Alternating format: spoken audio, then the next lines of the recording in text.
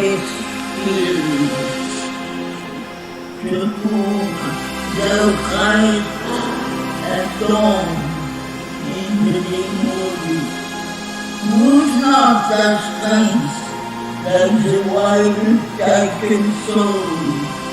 Touch not the seated line, the ancient law. Respect the calm of faith-established sin. But Savitri replied to the huge God, what is the calm thou dost, O Lord, O death? I tremble on thy law with living feet, for to hide in freedom I was born.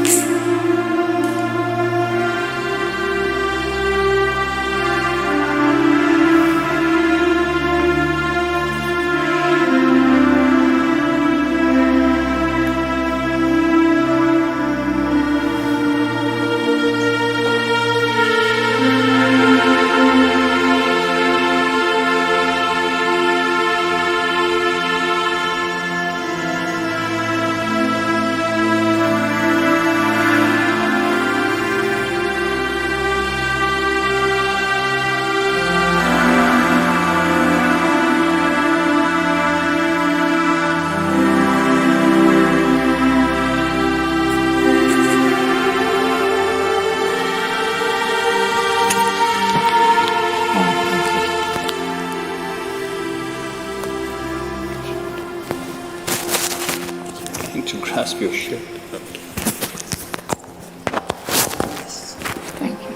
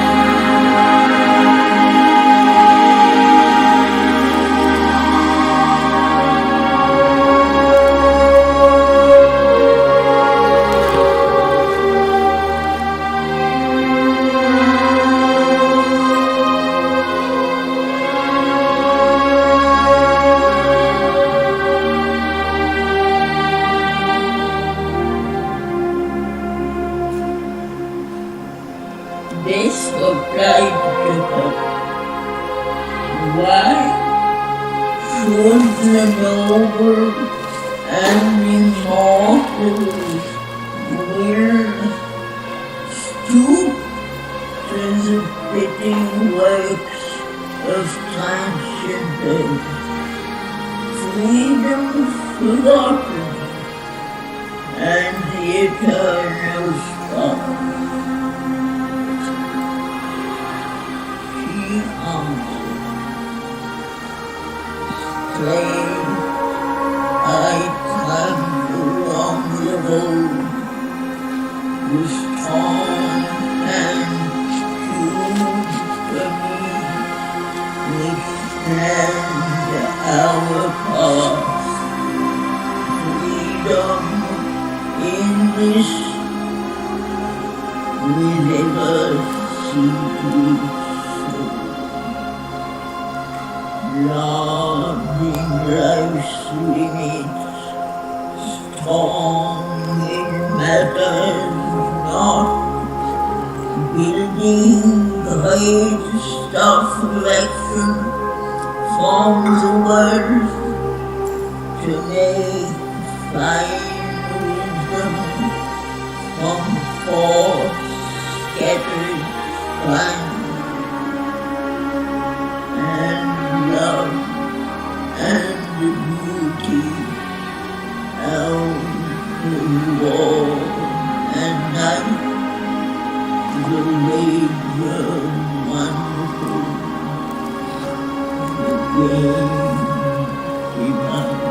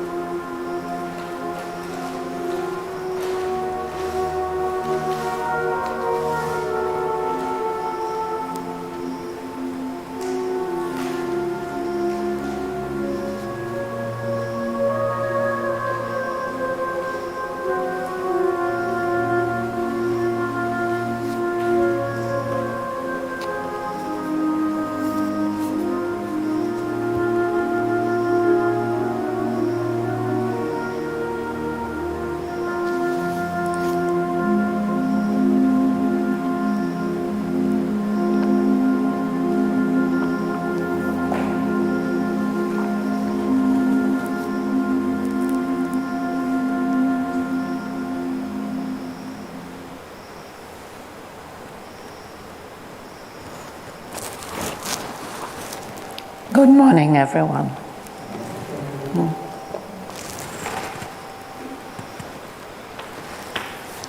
We are reading in Savitri, Book 10, Canto 4, in which death shows Savitri the dream twilight of the earthly real.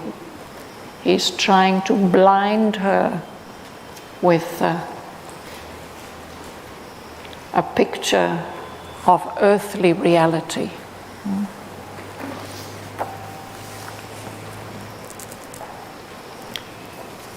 I think that we reached page 649 at the break, where, sorry? According to me, Yeah? it's page 654 on the top. 654. That's where we came? Immutable death's denial.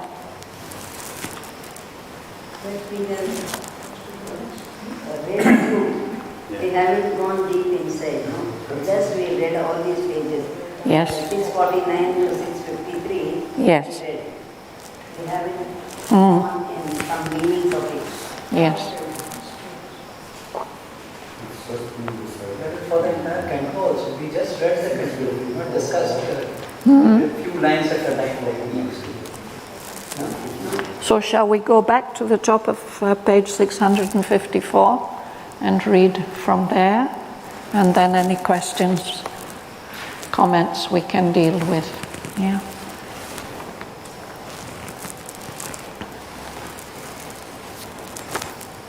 Tuan, you like to start?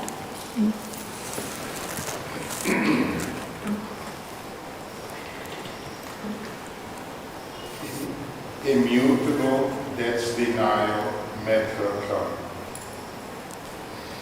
However mighty, whatever thy secret name, uttered in hidden complex of gods, thy heart's ephemeral passion cannot break the iron rampart of accomplished things, with which the great gods fence their camp in space. Whoever thou art behind thy human mask, even if thou art the mother of the worlds, and takest thy claim upon the realms of chance, the cosmic law is greater than thy will. Even God himself obeys the laws he made. The law abides and never can be changed. The person is a bubble on tide's sea. The forerunner of greater truth to come, thy soul, creator of its freer law, bounding the force behind on which it leans, a light above which none but thou hast seen. Thou claimest the first fruits of truth's victory. But what is truth, and who can find her form amid the specious images of sense, amid the carving guesses of the mind, and the dark ambiguities of the world, peopled with the incertitudes of thought? For where is truth? And when was her footfall heard amid the endless glamour of time's mark? And which is her voice amid the thousand cries that cost the listening brain and cheat the soul? Or is truth aught that the high starry name, or a vague and splendid word by which man's thought sanctions, consecrates his nature's choice, the heart's wish done in knowledge, as its own. The cherished idea, elect among the elect. Thoughts favor with the children of half-light, who high-force guard the playgrounds of the mind. All people, its dormitories in infancy. Thank you. What is he saying?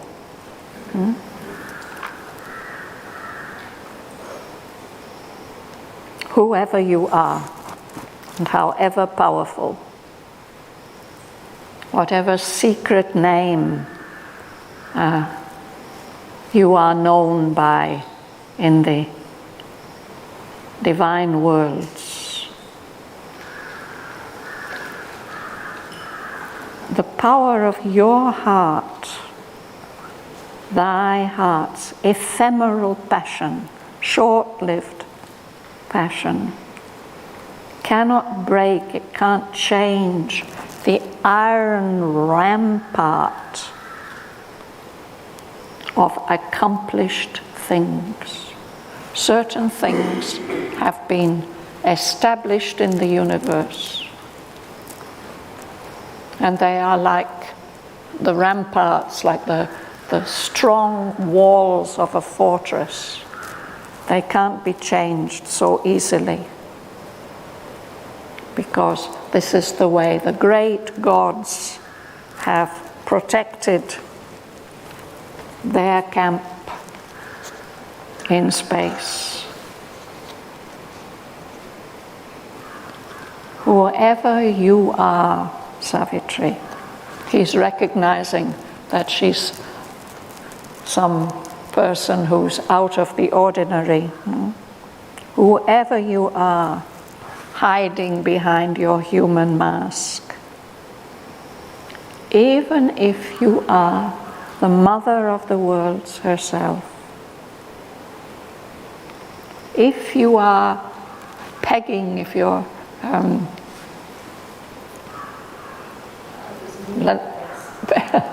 it's like if you have an argument and you want to set it up like a tent or a building, you want to peg it onto some key points.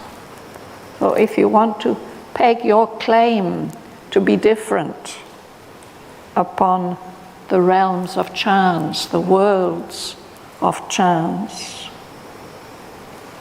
it won't work, because the cosmic law, the law of the universe, is even greater than your will and what you want.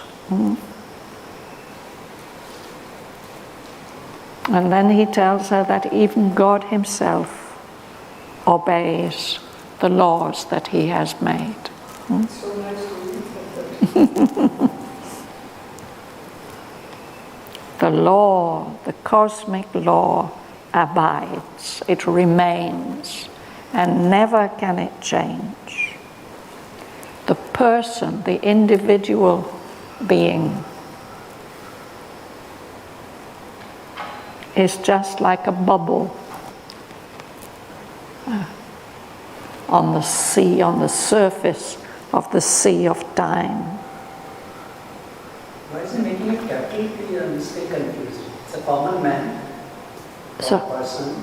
the person, yeah, It's a capital. the individual person, yeah.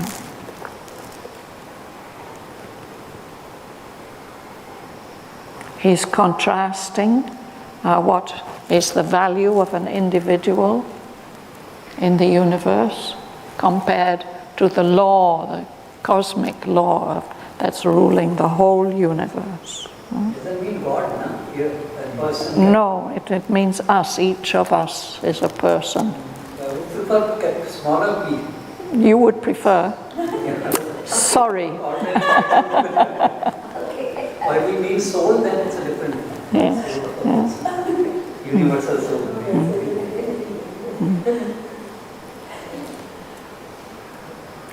And then he speaks about Savitri herself and the value that he's giving to her. He says, you as a person, Savitri, you are a forerunner, somebody who's going ahead, a forerunner of a greater truth that is yet to come. Your soul is different from that of the ordinary person. Your soul is able to create its own law, which is freer than the cosmic law.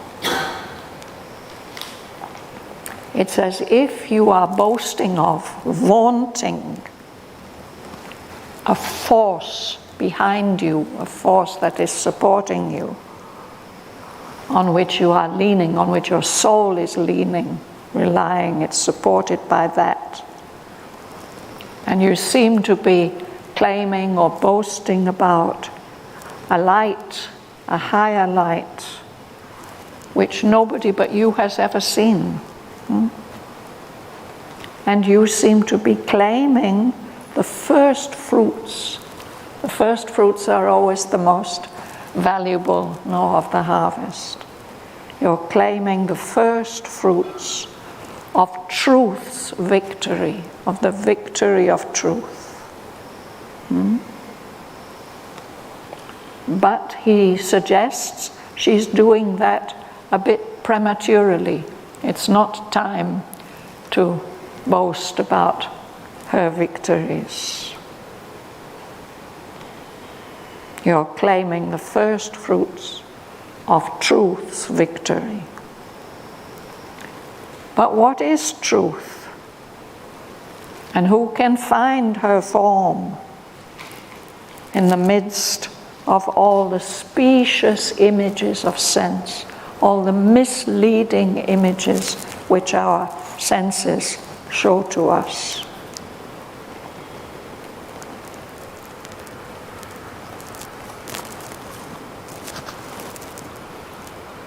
Truth is hidden or disguised by all these other forms, the specious images of sense and the crowding guesses of the mind, and the dark ambiguities of the world, of a world, this world in which we live, which is peopled with, full of the incertitudes of thought, all the things that the mind shows to us.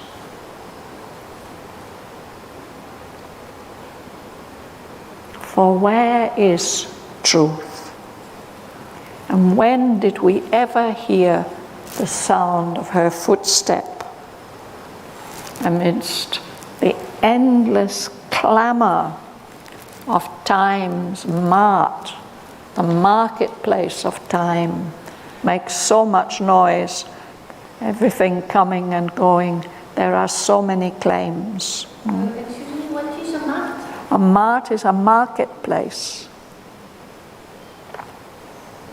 a bazaar, which is her voice, the voice of truth, amid all the 1,000 cries that cross the listening brain and cheat the soul, mislead the soul. And what is truth, after all? Is it anything than a wonderful name, a high, starry name, or a vague and splendid word by which man's thought sanctions and consecrates his nature's choice? Is that this is the truth?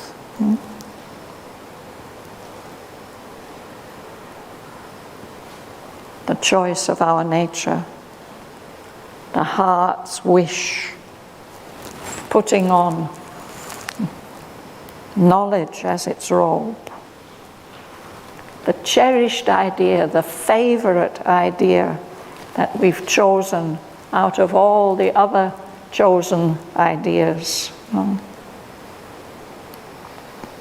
Thoughts, favorite, very nice image here, no? That's our favorite thought that we've selected among all the children of half-light, all the other thoughts. And then he compares all these other thoughts to children in a boarding school, the children of half-light, who, high-voiced, crowd the playgrounds of the mind, or people its dormitories, the places where the children sleep, in infant sleep.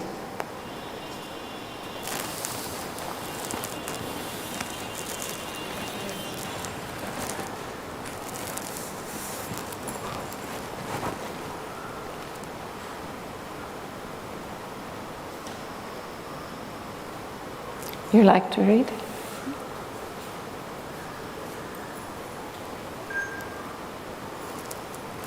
All things hang here between God's eye, yes and no. Two powers real, but to each other untrue.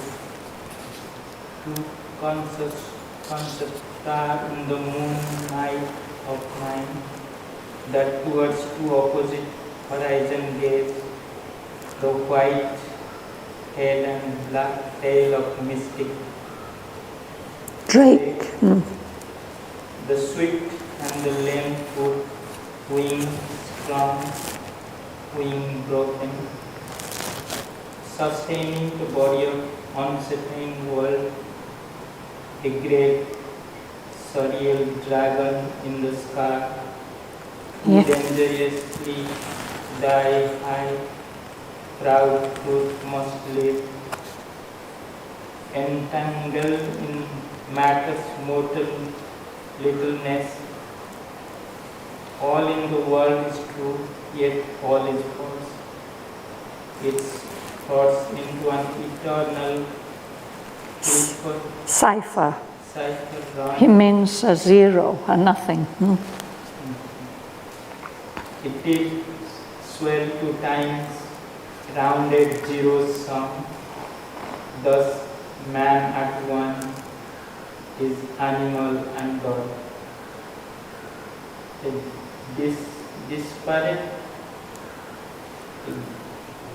Yeah. stigma of God's made, unable to free the Godhead's form within, a being less than himself, yet something more, the aspiring animal, the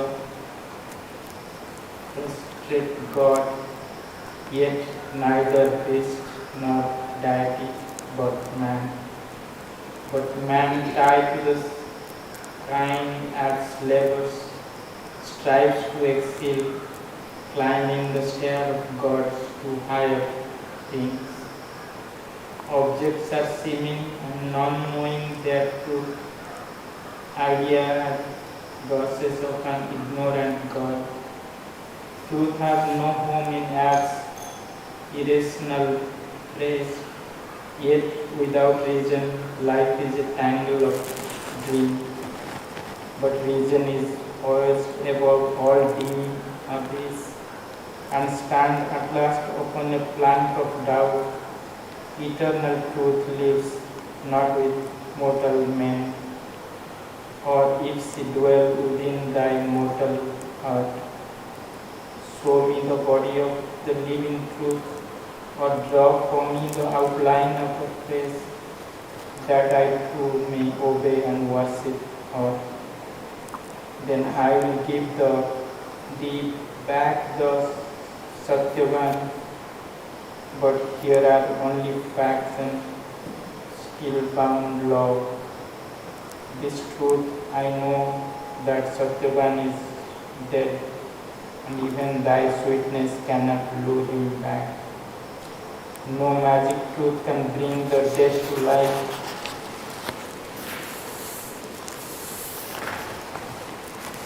No power of act cancel the things once done. No joy of heart can last, surviving death.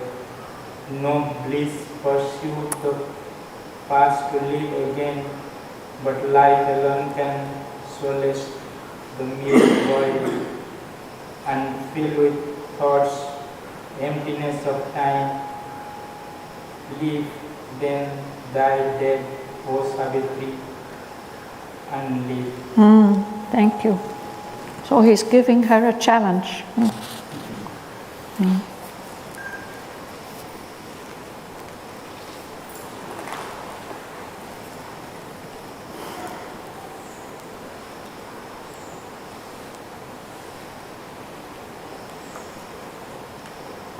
Eternal truth doesn't live here with mortal men.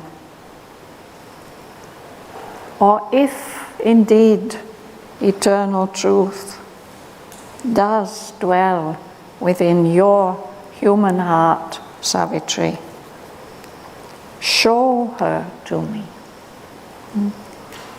Show me the body of the living truth.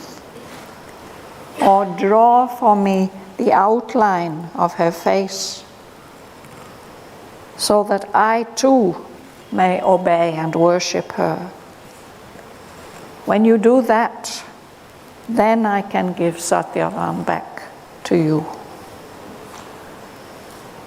But for now, here in our world, there are only facts and the cosmic law, which seems to be bound with steel. It's very, very strong and can't be changed.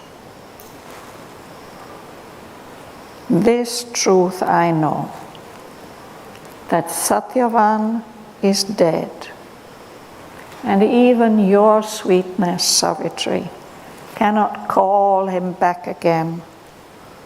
No magic truth can bring the dead to life.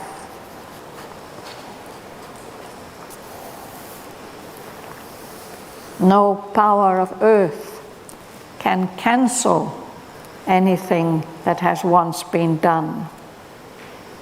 And no joy of the heart can last, surviving death, last longer than death. No bliss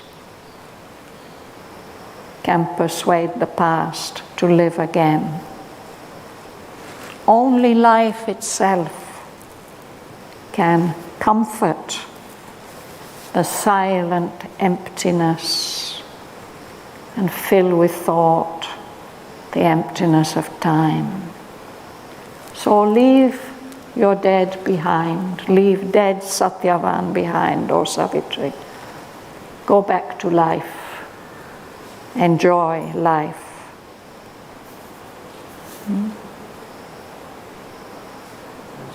I'd like to discuss this line, 233, top of the page.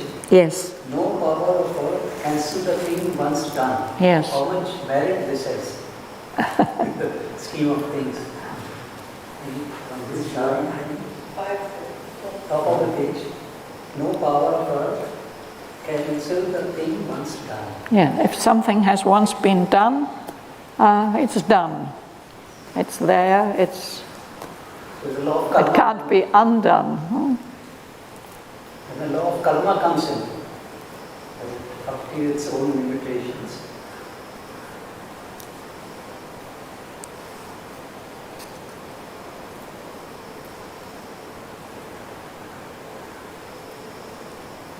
He's trying to persuade her to give up her quest and turn back to the living world.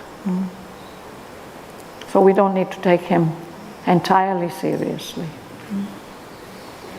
For me, also this is line 496. All things hang here between God's yes and no. That is something which goes through the whole talk, and it's interesting to look at it. And we are facing this every day in life, but to find out the truth. Yes.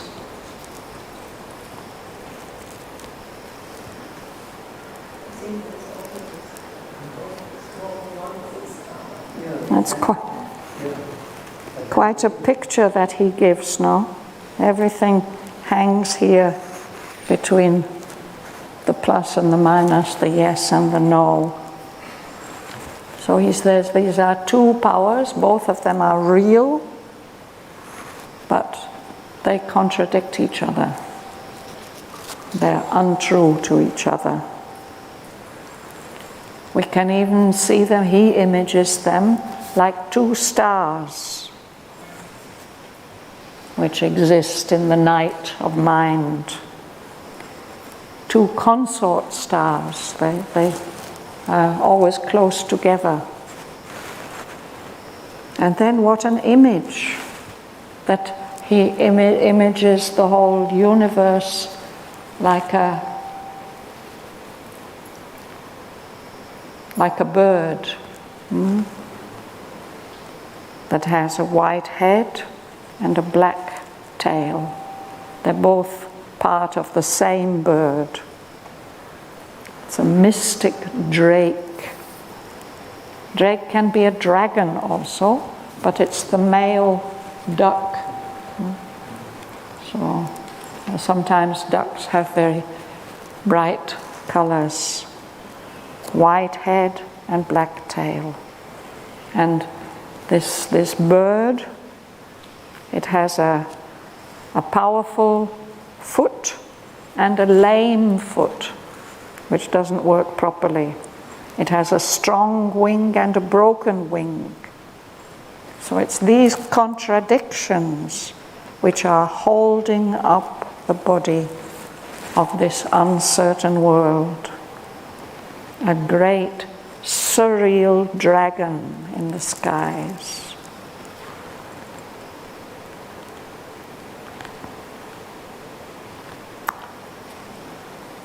So he's pointing out these contradictions and oppositions.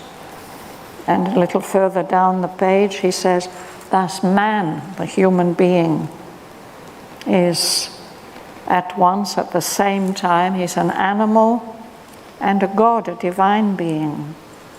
A disparate enigma, a mystery which seems to contain a contradiction, two different parts or sides. God has made this enigma, this riddle.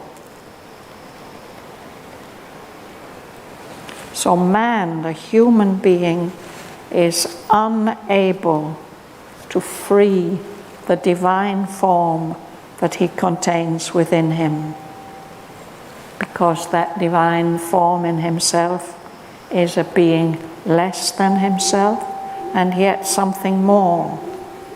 Man is an aspiring animal and a frustrated God. But he's neither a beast, he's neither an animal nor a God. He's a human being, man. But all we men, all we human beings are tied, we are inextricably tied to the kind, the race, which Earth's labor is striving to exceed. We want to go beyond being just human. We want to aim at something greater. So this man is striving to go beyond his own limitations, climbing the stairs of God to higher things.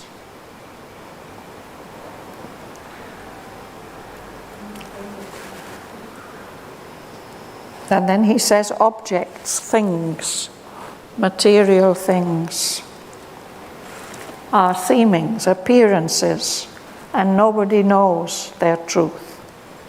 Ideas are guesses of an ignorant God, the God of mind. Truth has no home in earth's irrational breast. And yet, without reason, Life is just a tangle of dreams. So whatever reason, power of reason we have is it hanging over above a dim abyss where it can fall down and get lost. When we carry reason to its limits, it stands at last upon a plank of doubt. Makes one think of the old pirates making people walk the plank. Eternal truth lives not with mortal men.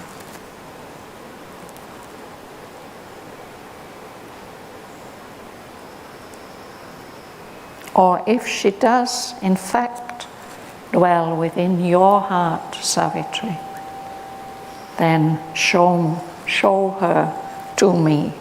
Show me the body of the living truth. Or draw a portrait of her so that I too may obey and worship her. Then will I give thee back thy Satyavan. But here in this realm of the earthly real are only facts and steel-bound law. And one of those facts, this truth I know, says death, that Satyavan is dead, and even all your sweetness, Savitri, cannot call him back. No magic truth can bring the dead to life. No power of earth can cancel, can cross out anything that has once been done, achieved and established.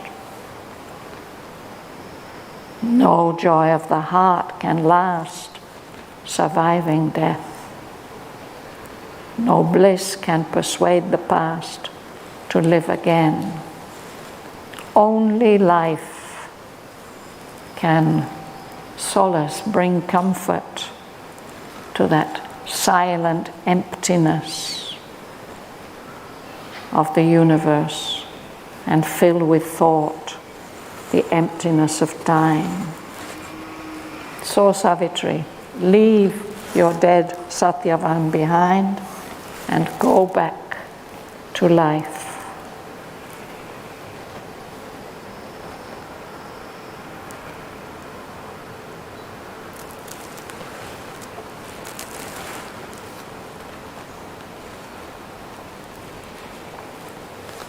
So she will answer him. Devan, you like to read?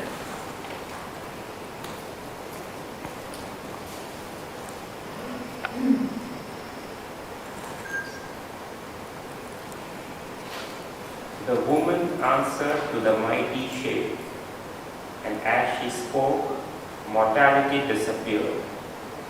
A goddess self grew visible in her eyes. Light came, a dream of heaven, into her face. O death, thou too art God, and yet not he, but only his own black shadow on his path. As leaving the night, he takes the upward way, and drags with him its clinging, inconscient force. Of God unconscious, thou art the dark head. Of his ignorance, thou art the impenitent sign. Of its vast, tenebrous womb, the natural child. On his immortality, the sinister bar. All contraries are aspects of God's face. The many are the innumerable one. The one carries the multitude in his breast. He is the impersonal, inscrutable soul, He is the one infinite person seeing his world. The silence bears the eternal's great dumb seal. His light inspires the eternal world. He is the immobile's deep and deathless touch, its white and signless blank negating calm. Yet stands the Creator Self, the Almighty Lord, and watches His will done by the forms of gods, and the desire that goads half-conscious man, and the reluctant and unseeing night. These wide divine extremes, these inverse powers, are the right and left side of the body of God.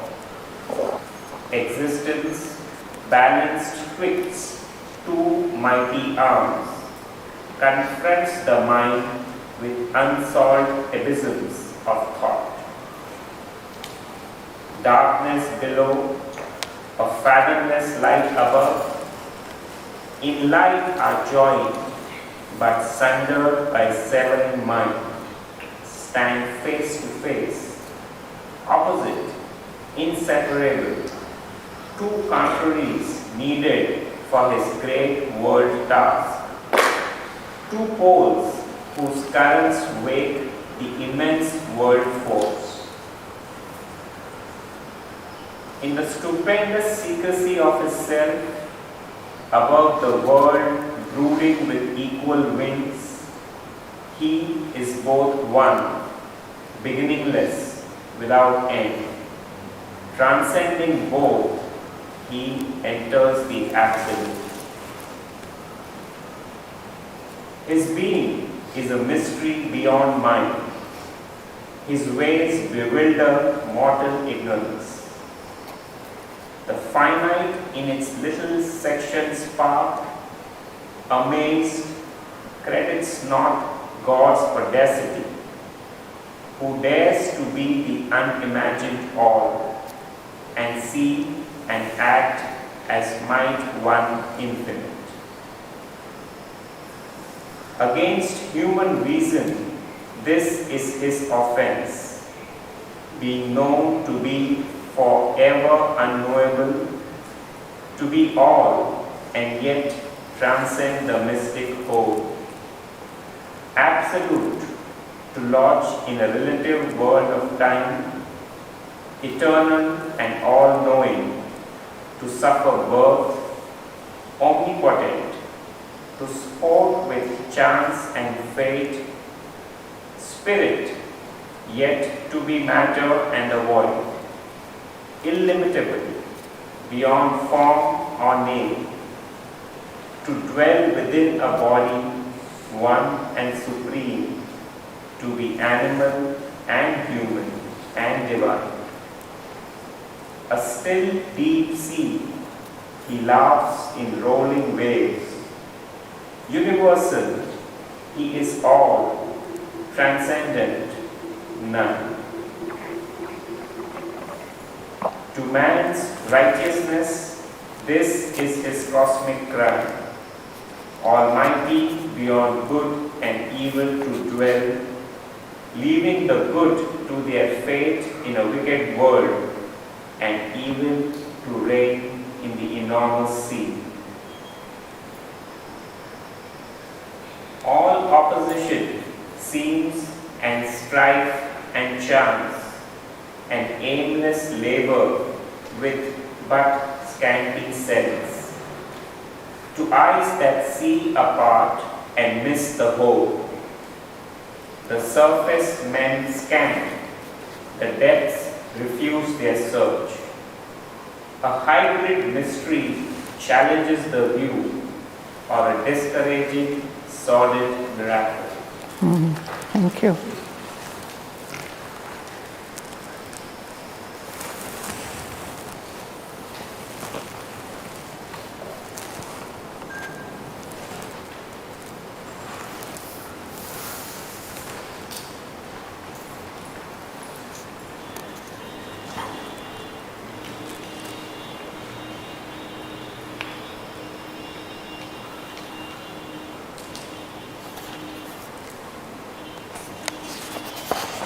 I'll read a little further. Yet, in the exact inconscience stark conceit, in the casual error of the world's ignorance, a plan, a hidden intelligence is glimpsed. There is a purpose in each stumble and fall. Nature's most careless lolling is a pose preparing some forward step, some deep result. Ingenious notes plugged into a motived score, these million discords dot the harmonious theme of the evolution's huge orchestral dance. A truth supreme has forced the world to be. It has wrapped itself in matter as in a shroud of death, a shroud of ignorance. It compelled the suns to burn through silent space, flame signs of its uncomprehended thought in a wide, brooding ether's formless muse. It made of knowledge a veiled and struggling light, of being a substance nescient, dense and dumb, of bliss, the beauty of an insentient world. In finite things, the conscious infinite dwells. Involved, it sleeps in matter's helpless trance. It rules the world from its sleeping, senseless void. Dreaming, it throws out mind and heart and soul to labor, crippled, bound on the hard earth. A broken whole, it works through scattered points. Its gleaming shards are wisdom's diamond thoughts. Its shadowy reflex, our ignorance. It starts from the mute mass in countless jets. It fashions a being out of brain and nerve, a sentient creature from its pleasures and pangs. A pack of feelings obscure, a dot of sense survives a while, answering the shocks of life.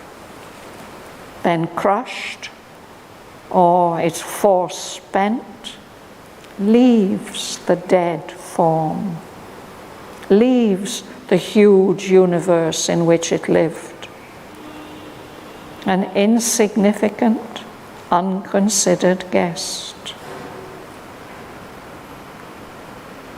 But the soul grows, concealed within its house.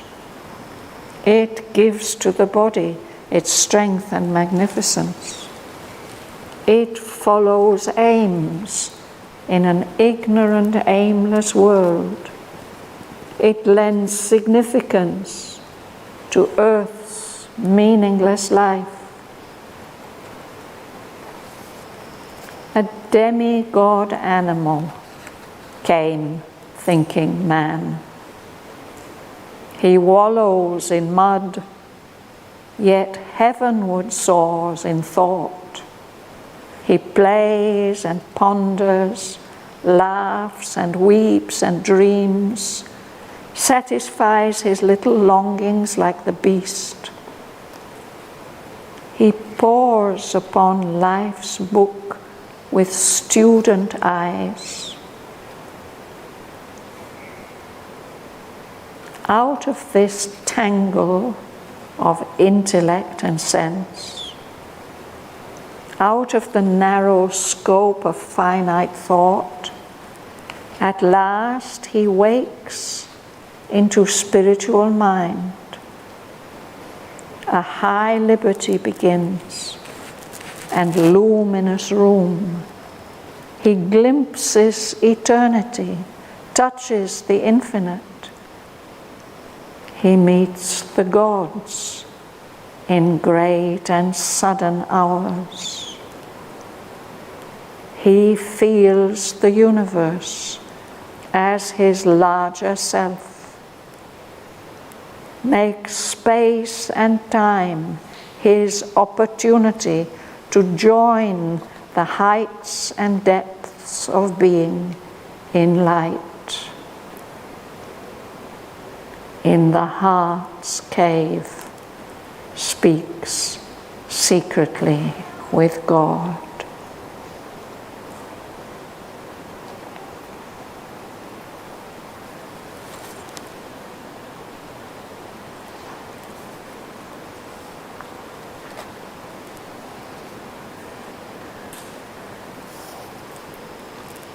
Ushi, you like to read?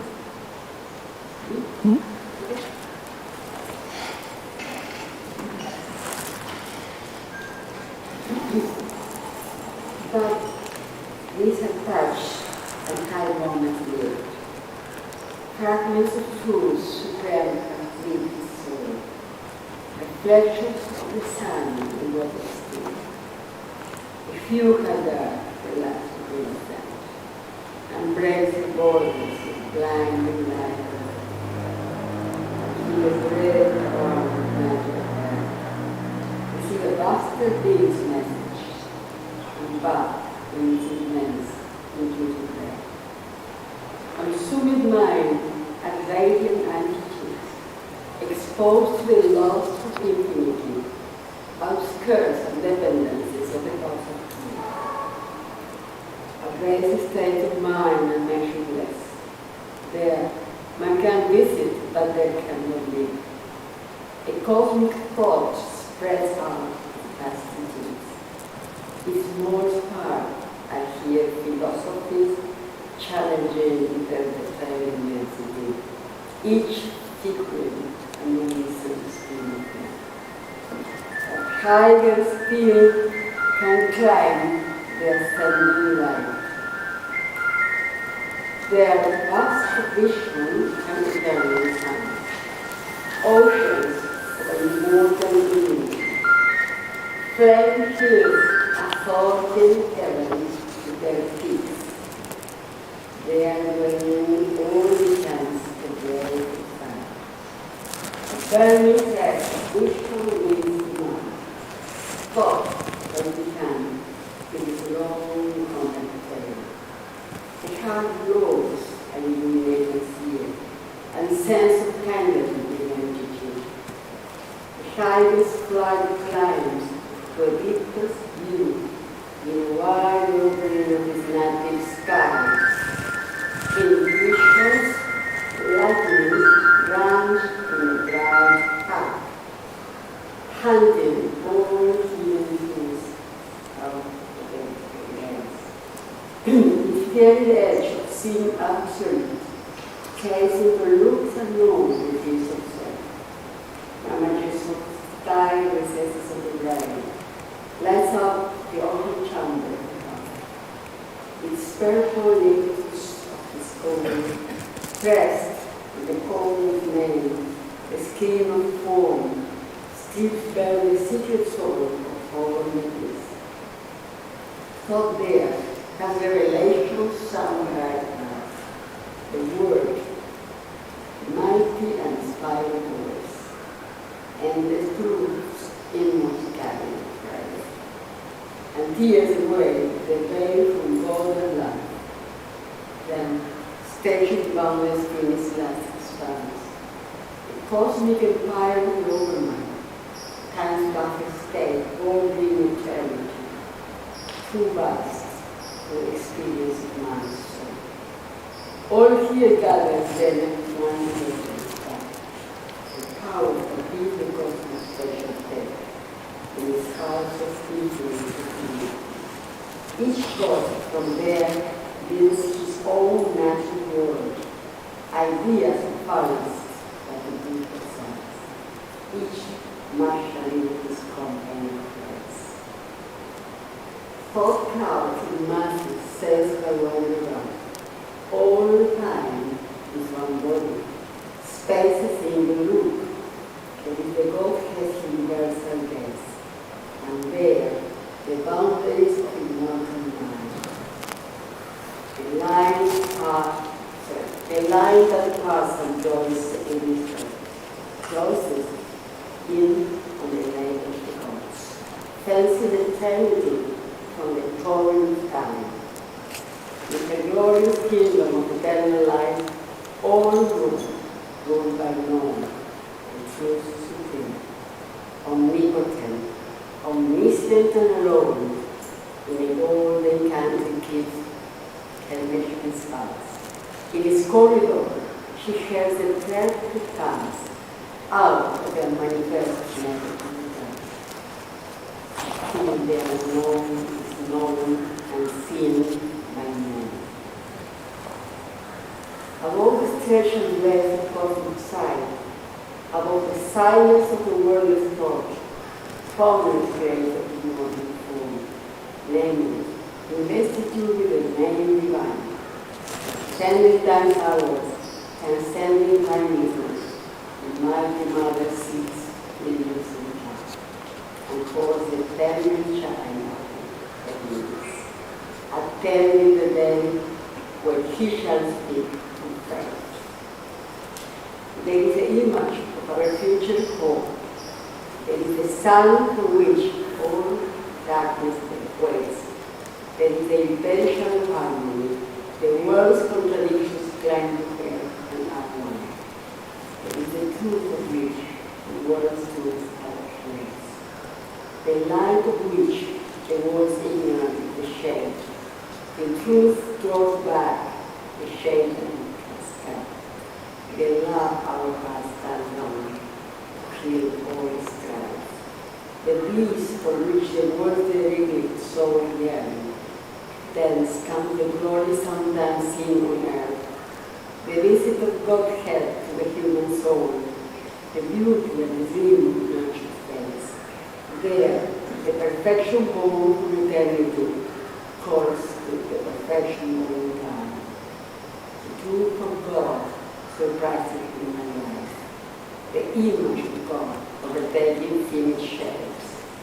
There in the world of everlasting light, in the realms of the immortal Superman, truth, who hides here her carrying mystery, the real reason that is impossible, in the stars, structure, material form, and imagined lives in unmasked face of the earth. It's naturally common law of things. There, in a body made of steel stuff, the hard stone of the everlasting power. Action translates the movements of the soul, thought steps infallible and absolute, and life is a continual worship of life, a sacrifice of rapture to the one. A cosmic vision, a spiritual sense, feels all the infinite object in his form, and sees the equivalent language of life discovers the bright face of the loneliness, with the truth of a moment, when the moment's souls can sip the honey wine together.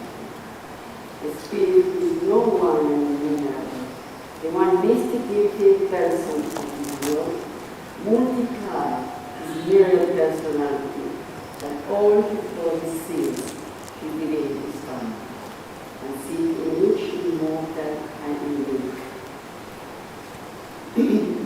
way stands behind each daily act, the background of the movements and the scene, communication, and smile and calm.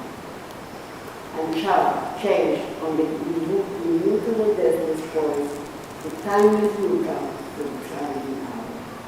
They mentally puts on a row of speech, where all its words are woven like magic threads, moving with beauty, inspiring with a brain, that every thought stays up with desolate grace, recorded in the memory of the world. The true supreme, vast and impersonal, fits faultlessly the hour and circumstance. Its substance of pure gold ever the same, but shaped into the vessels for the spring source. Its gold becomes the wine jar in the place. Thank you. Thank you.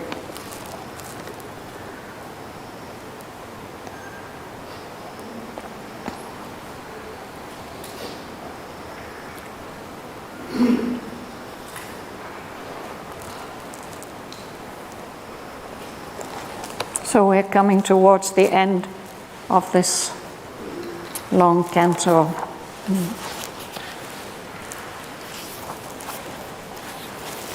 We'll see where it takes us next week.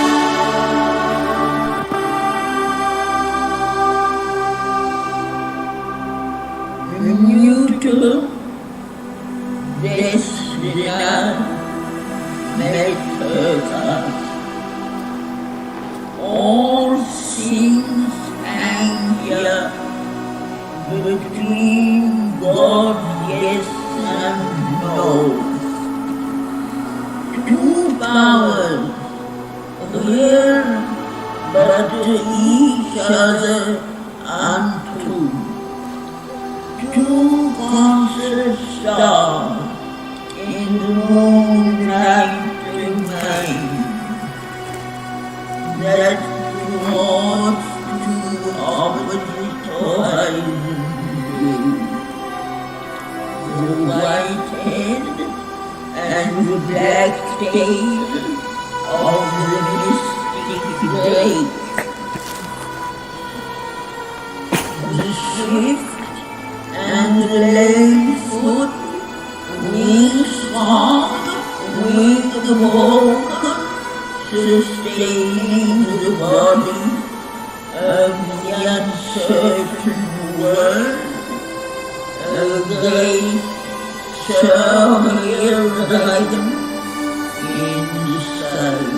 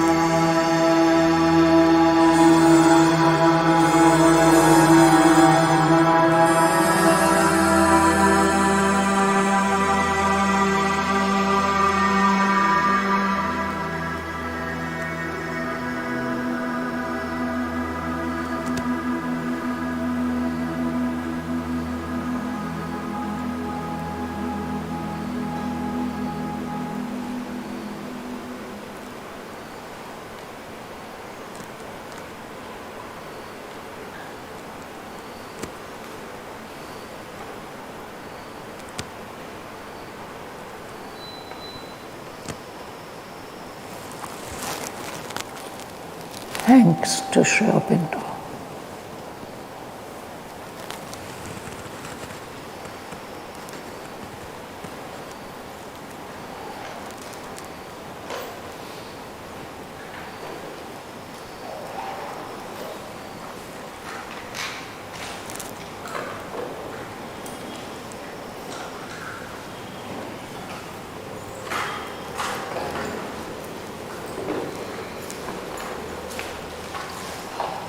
Did you receive